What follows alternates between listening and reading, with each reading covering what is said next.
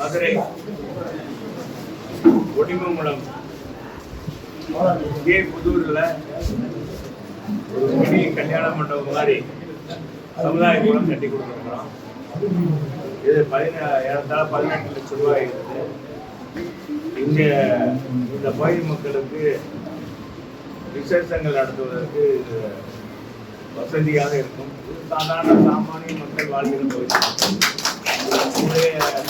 கோரிக்கையெல்லாம் நிறைவேற்றிருக்கோம்.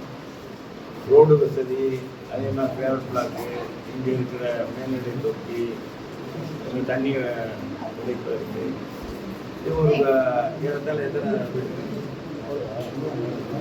80 வீடு தான். 80 வீட்டு மக்களுக்காக இதை செய்திருக்கோம். இது மட்டும் இல்லை, இது மாதிரி இந்த கீழமாத்தூரில் 60,000 லிட்டர் கொள்ளளவு கொண்ட புதிய இதெல்லாம் போடுவீங்களா? புதிய டேங்க் மேல்நிலை தொட்டி 15 லட்சம் ரூபாயில எல்லாம் போடுவீங்களா? 15 லட்சம் ரூபாய் செலவுல கட்டி கொடுத்துருக்கேன். கீழமாத்தார் புல்லூத்தூர் பகுதியில் அங்கே வந்து புதிய குளியல் தொட்டி ஒன்று கட்டி கொடுத்துருக்கேன். புதுக்குளம் 1வது வீட்டில் 10 லட்சம் ரூபாயில சமுதாய கூடம். இந்த கிராம பகுதியின் வளர்ச்சிக்காகவே என்னுடைய தொகுதி மேம்பாட்டு நிதியிலிருந்து தான் முழுமையாக அது பூரா செயல்படுத்துறது. பொதுவாக கிராமங்களில் வளர்ச்சி அடையும் கிராம பகுதியில் இருக்க மக்களுக்கு வசதி ரொம்ப குறைவு. அவங்க பூரா விவசாய தொழிலாளர்கள், சாதாரண கூலி வேலை பார்க்குறவங்க, பெரிய மிடாஸ்தாரெலாம் இல்லை. அவங்கெல்லாம் அப்படி இருக்கவங்க வெளியே இடத்துக்கு போயிடுவாங்க, டவுனுக்குள்ளே போயிடுவாங்க. இங்கே இருக்கிறவங்க சாமானியர்கள் அவர்களுக்கு செஞ்சு கொடுக்கணுன்றதான் என்னுடைய நோக்கம். இது புரட்சித் தலைவர் அம்மா நான் எடப்பாடி அவருடைய வழியில் இங்கே இந்த பிற்பட்ட பகுதிகளில் சாதாரண கிராமமாக இருந்தாலும், ஊராட்சி பகுதியாக இருந்தாலும், ஊராட்சியில் ஒரு கிராமமாக இருந்தாலும் கூட 80 குடித்தனம் இருக்கிற இவங்களுக்கு ஒரு சின்ன மினி திருமண மண்டபமே கட்டி கொடுத்துருக்கேன்னா பார்க்குறீங்க. அது என்னுடைய நிதியிலிருந்து தான் கட்டி கொடுத்துருக்கேன். அதே மாதிரி பார்த்தீங்கன்னா துவரிமான் பகுதியில் சக்தி மாரியம்மன் கோவிலுக்கு வைகாற்று வரை புதிய ஸ்கொயர் பிளாக் சாலை அமைத்து கொடுத்துருக்கேன். துவரிமான் பகுதியில் புதிய போர்வெல் அமைத்து கொடுத்துருக்கோம். அதே மாதிரி கீழமாத்தூர் பகுதியில் புதிய பேருந்து நிழற்கூடை 6 லட்சம் ரூபாயில் அமைத்து கொடுத்துருக்கேன். கீழமாத்தூர் பகுதியில் மகளிர் சுகாதார வளாகம் 12 லட்சம் ரூபாயில் கட்டி கொடுத்துருக்கோம். அதே மாதிரி சானிட்டரி நான் இங்கே கூட நீங்கள் பார்த்துருப்பீங்க, பரவாயில்ல வழியில் கட்டி கொடுத்துருக்கு பார்த்துருப்பீங்க. ஏற்கூடிய அச்சம்பத்து சொக்கநாதபுரம் தெருவில் 5 லட்சம் ரூபாயில் கட்டி கொடுத்துருக்கோம். கொடிமங்குளம் பஞ்சாயத்து உட்பட்ட நாகத்தீர்த்தம் அருகாமையில் 4 லட்சம் ரூபாயில் போர்வெல் அமைத்து சின்டெக்ஸ் தொட்டி வைத்து கட்டி கொடுத்துருக்கோம். இது மாதிரி நிறைய கொடிமங்குளம் கிழக்கு தெருவில் மந்தையில் மேல்நிலை தொட்டி 5 லட்சம் ரூபாயில் கட்டி கொடுத்துருக்கோம். நிறைய செஞ்சுருக்கேன். கொடிமங்குளம் பஞ்சாயத்து காராப்பட்டி கிராமத்தில் புதிய பாலம் 50 லட்சம் ரூபாய், முதல்ல 25 லட்சம் ரூபா போட்டோம். அது விரிவாக அழகமாக போடணுன்றது 50 லட்சம் ரூபாய் கொடுத்து அவன் பாலத்தை கட்டி தடுப்பு சுவரும் கட்டி கொடுத்துருக்கேன். இந்த மாதிரி நிறைய பணிகள். சுவரிமான் மேலத்தருவு, அந்த ஸ்கூல் பில்டிங் சொல்லிடுவோமா, கொடிமங்கலம் பஞ்சாயத்தில் மேலே தொட்டி 10 லட்சத்தி 50,000. நிறைய தொகுப்பே இருக்கு.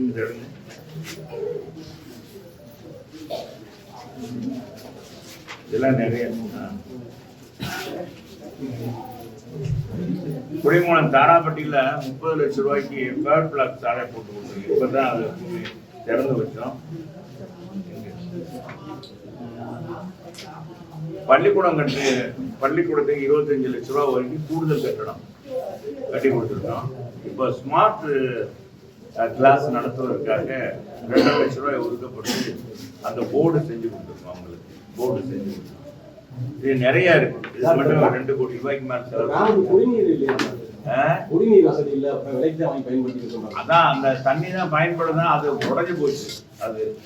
அது திரும்ப புதுக்காக இன்னும் 2 மாசம் தானே, 2 மாசம் ஆட்சி வந்தோன்னு அமைச்சு கொடுத்தோம்.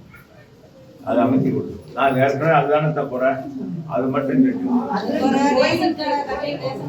ரேஷன் கடை நம்ம கட்டணும்.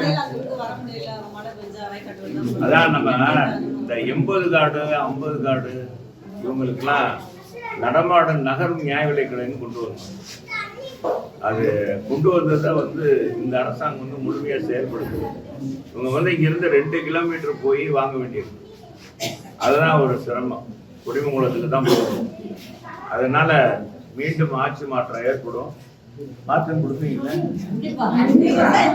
ஆமா, கேட்டுக்கிறேன். முதல்ல ஆட்சி மாற்றம் கொண்டு 2 மாசத்துல இவங்களுக்கு எல்லாம் திரும்ப நகரும் நியாய விலைக் கடை மூலமாக இவங்களுக்கு எல்லாத்துக்கும் இங்கேயே ரேஷன் கடை, இங்க அந்த ரேஷன் பொருட்களை இங்க வாங்கிக்கலாம் அப்படின்றது. வேற என்ன தம்பி கேட்டாங்க? என்னத்தா? அது ஒரு செட்டு போட்டு கொடுத்துரும். நீ கேட்டதெல்லாம் செஞ்சு கொடுத்துரும். சரி, சொல்லுங்க. முதலமைச்சர் 5000 ரூபாய் மகளிர் உரிமை தொகை, மகளிர் உரிமை தொகை ஆனா நேத்து காலையில திடீர்னு ஒரு 5000 ரூபாய் கொடுத்துச்சுனா பெரிய இம்பாக்ட் இன்ப அதிர்ச்சி. அது திமுகவுக்கு இன்ப அதிர்ச்சி, மக்களுக்கு இன்ப அதிர்ச்சியே இல்லை. மக்களுக்கு இன்ப அதிர்ச்சி இல்லை. மக்கள் ஏற்கனவே அதான் சொல்லி கொடுக்குறேன். ரேஷன் கடை திறக்கிறேன், அது நம்ம வந்து திறக்க போறாங்க. நான் ஒரு கடை கட்டி கொடுத்தோம், கட்டி கொடுக்க முடிச்சுக்கிறேன். இந்த ரேஷன் கடையை திறந்துருவோம், நம்ம வந்து திறந்துருவோம். சரி, சொல்லட்டா?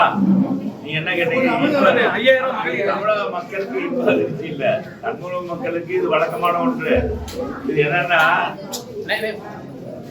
இதுல என்னன்னா, பொதுவாக இன்னைக்கு நிறைய பேர் அரசு பணியாளர்கள், இந்த அரசு உதவி பெறும் பணியாளர்கள் தான் இன்னைக்கு வந்து ரொம்ப வேதனையில் இருக்காங்க. ஏன்னா தூய்மை பணியாளர் நியமனத்துக்கு பணி நிரந்தரம் செய்யணும்னா காசு இல்லைன்றாரு. 17 ஆசிரியர் நியமனம் பண்ணணும்னா காசு இல்லைன்னு சொன்னாரு. சம வேலைக்கு சம ஊதியம் கொடுக்கணும்னா அதுக்கு காசு இல்லை. இப்படி எல்லாம் நம்ம முதலமைச்சர் சொல்லிட்டு இருந்தாரு. செவிலியர் பணி நிரந்தரம் செய்ய சொன்னா காசு இல்லை. புதிய ஆசிரியர் நியமனம் செய்ய காசு இல்லைன்னு சொன்னார். மருத்துவர்கள் ஊதிய உயர்வு, புதிய பணி நியமனத்துக்கு பணம் இல்லை. பழைய ஓய்வூதியம் கொடுக்க காசு இல்லை. ஆனா இந்த என்ன பாருங்க, இது நீங்க உங்களுக்காக கொண்டாந்துருக்கேன். அரசு போக்குவரத்து ஓட்டுநர் நடத்துனர்களுக்கு ஊதிய உயர்வு இல்லை, புதிய நியமனமும் இல்லை, அதுக்கும் காசு இல்லை. மின்வாரிய ஊழியர்களுக்கு நியமனம் செய்வதற்கும் ஊதிய உயர்வுக்கும் காசு இல்லை. விவசாய கடன் தள்ளுபடி செய்வதற்கு விவசாயிகளுக்கு தள்ளுபடி செய்வதற்கும் காசு இல்லை. கல்வி கடன் தள்ளுபடி, மாணவர்கள் கல்வி வாங்கிய கடனை இவங்க தான் தேர்தல் அறிக்கையில் கொடுத்துருந்தாங்க, அது செய்வதற்கு காசு இல்லை.